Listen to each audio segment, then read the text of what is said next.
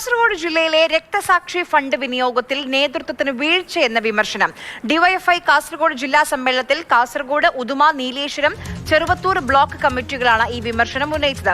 Sarang S Suresh വിവരങ്ങളുമായി നമുക്കൊപ്പം ചേരുന്നുണ്ട്. സാരംഗ്, വിമർശനങ്ങൾ വരുന്നു, കാരണം തെറ്റിതിരുത്തൽ പ്രക്രിയ ഉണ്ടാകുമെന്ന് പാർട്ടി നേതൃത്വം പറഞ്ഞ സാഹചര്യമാണ് നിലവിലുള്ളത്. നിർഭയം നിങ്ങൾ വിമർശിക്കൂ എന്ന് പറഞ്ഞതാണ്. എന്തൊക്കെ വിമർശനങ്ങൾ ഉയരുന്നു?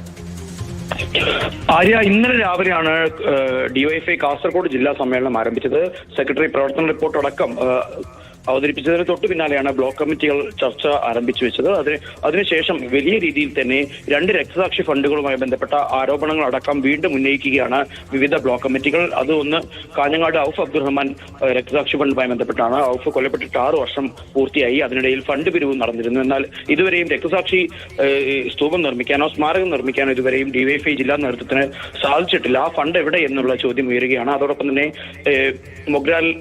മൊഗ്രാലിലുള്ള രക്തസാക്ഷി ഈയുടെ കുടുംബത്തിന് നൽകിയ ഫണ്ടുമായി ബന്ധപ്പെട്ടും അതോടൊപ്പം തന്നെ രക്തസാക്ഷി മന്ദിരവുമായി ബന്ധപ്പെട്ടുള്ള ഫണ്ട് ഏത് രീതിയിൽ വിനിയോഗിക്കപ്പെട്ടു എന്നുള്ള കാര്യത്തിൽ ജില്ലാ നേതൃത്വത്തിന് മറുപടിയില്ല എന്നുള്ള ആരോപണം അടക്കം അല്ലെങ്കിൽ അത്തരത്തിലുള്ള ഒരു ചർച്ച വിമർശനം ഉയരുകയാണ്.